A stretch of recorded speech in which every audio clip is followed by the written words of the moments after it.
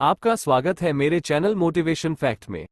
क्या खत्म हो जाएगा मर्दों का वजूद? अब सिर्फ लड़कियां ही पैदा होंगी। स्टडी में हुआ बड़ा खुलासा। अब भविष्य में लड़कों की तादाद लगभग ना के बराबर रह जाएगी। चारों तरफ लड़कियां ही नजर आएंगी। दोस्तों, आप अक्सर ये देख रहे होंगे कि इस समय जहां नजर घुमाओ वहां लोगों को लड़कियां पैदा हो रही है।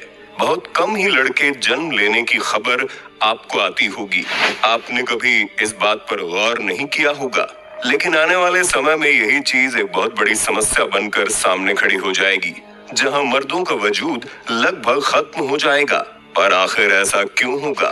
क्यों वैज्ञानिक इस बात का दावा कर रहे हैं? क्या हमें इसे लेकर चिंता करनी चाहिए? बस वीडियो छोड़कर कहीं मत जाइएगा। लेकिन हाँ, वीडियो शुरू करने से पहले एक छोटी सी रिक्वेस्ट है। वीडियो के नीचे रेड कलर का सब्सक्राइब बटन दिख रहा होगा, उस पर क्लिक करके सब्सक्राइब कर लें और साइड में बेल आइकॉन भी दिख रहा होगा, उस पर भी क्लिक कर लें ताकि आपको वीडियो मिले सबसे पहले। दोस्तों, अब हम जो बातें कहने जा रहे हैं वो सुनकर आपको झटका जरूर लगेगा, लेकिन ये पूरी तरह से सच है। भविष्य में सिर्फ लड़कियां ही पैदा होंगी।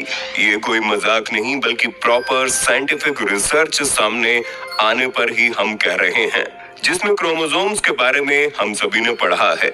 स्कूल के टाइम पर आपने एक्स और वाई क्रोमोसोम्स के बारे में जाना होगा, पर शायद ही आपने उस वक्त सोचा होगा कि ये चीज आने वाले समय में आपके जीवन की सबसे बड़ी सच्चाई बन जाएगी।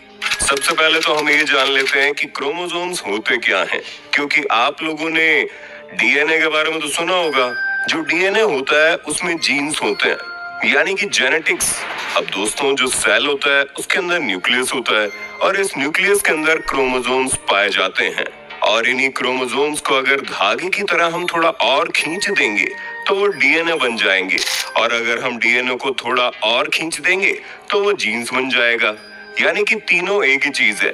अब इंसानों में क्रोमोसोम्स के 23 पेयर्स होते हैं और इन्हीं क्रोमोसोम्स में डीएनए होते हैं और इन्हीं डीएनए के अंदर जीन्स होते हैं, जिन्हें जेनेटिक इंफॉर्मेशन कहा जाता है कि आप कितने लंबे होंगे, आपका नैन नक्श कैसा होगा।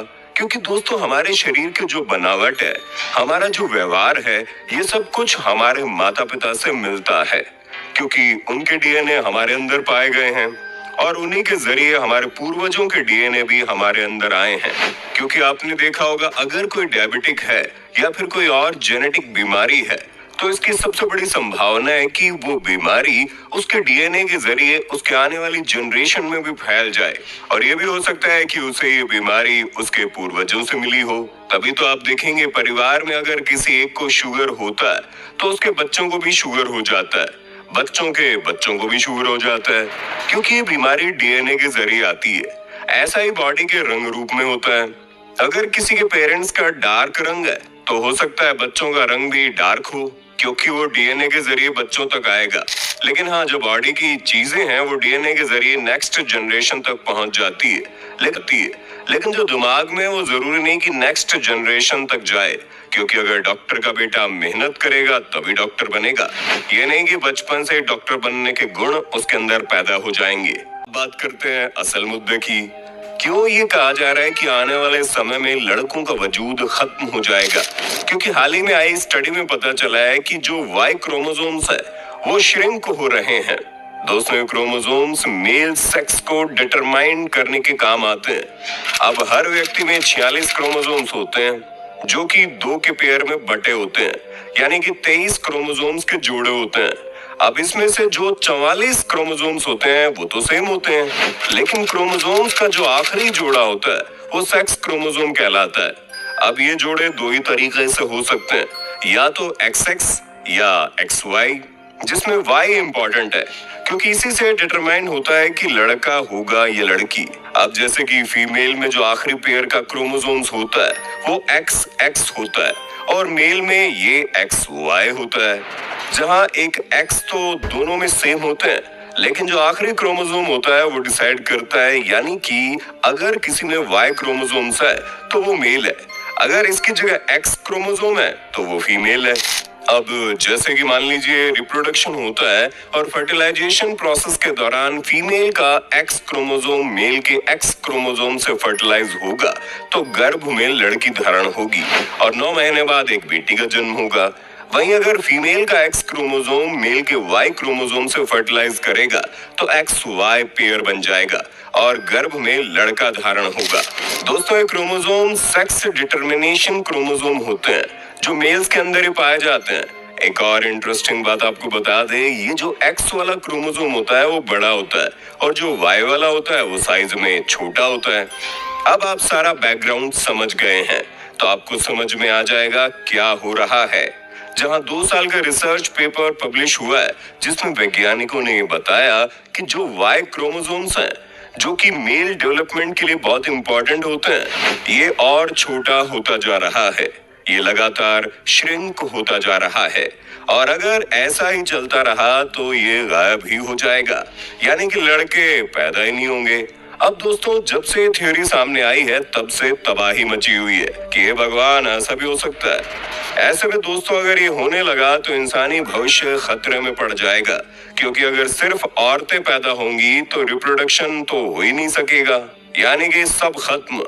अगर इस दुनिया को चलाना है तो मेल और फीमेल दोनों का होना बहुत जरूरी है। अब एक और हैरान करने वाली चीज यहाँ पर सामने आती है जिसमें बताया गया है कि शायद अब इंसान और ज्यादा इवॉल्व हो जाएं, यानी कि ये भी पॉसिबल हो सकता है कि बिना आदमी के ही बच्चा पैदा होने लगे या फिर आदमी अलग तरीके के हो। जहाँ पर इस स्टडी को करने वाले प्रोफेसर जेनी ग्रीव्स का कहना है कि ये कोई नया फिनोमेना नहीं है, प्लेटिपस नाम के जीव के साथ ही कुछ ऐसा ही हुआ था। ऐसे में शायद आगे आने वाले 1 करोड़ साल बाद वाई क्रोमोसोम पूरी तरह से गायब हो जाएंगे। हालांकि इसमें अभी बहुत समय है, परेशान होने वाली बात नहीं है, लेकिन हाँ, इसकी शुरुआत हो रही है। तभी तो ज्यादातर लड़कियों का जन्म हो रहा है।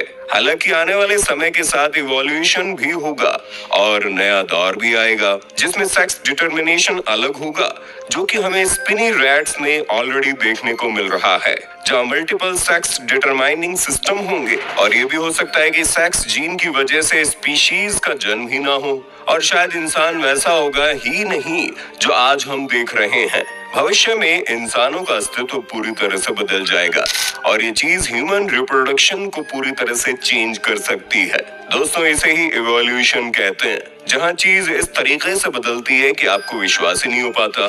अब ये तो पता नहीं है कि 1 करोड़ सालों में ऐसा कैसे होगा, लेकिन हाँ, जिस तरह से रिसर्च की गई है उसमें ये बात पक्की है कि इवोल्यूशन अपना रंग दिखाएगी और हम इंसानों के अस्तित्व में बहुत बड़ा बदलाव आएगा, जहां मर्दों का अस्तित्व लगभग खत्म हो जाएगा और जब मर्दों का अस्तित्व खत्म हो जाएगा तो औरतों का भी अस्तित्व खतरे में पड़ जाएगा और फिर एक नई तरह का इंसान ही हमारे सामने आ जाएगा जिसे हम और आप तो देख नहीं सकते, लेकिन आने वाले फ्यूचर में हमें वो चीज जरूर देखने को मिलेगी। और ये हम तब कह रहे हैं जब सब कुछ प्राकृतिक तौर पर चलता रहेगा, क्योंकि वैज्ञानिक बहुत तेज है। इस तरह की सिचुएशन आने से पहले ही कोई ना कोई बंदोबस्त भी कर सकते हैं। बाकी आपका इस पर क्या कहना है कमेंट में बताइए और ऐसे एडवांस वीडियोस देखते रहने के लिए हमारे चैनल को लाइक शेयर सब्सक्राइब कर देना। धन्यवाद।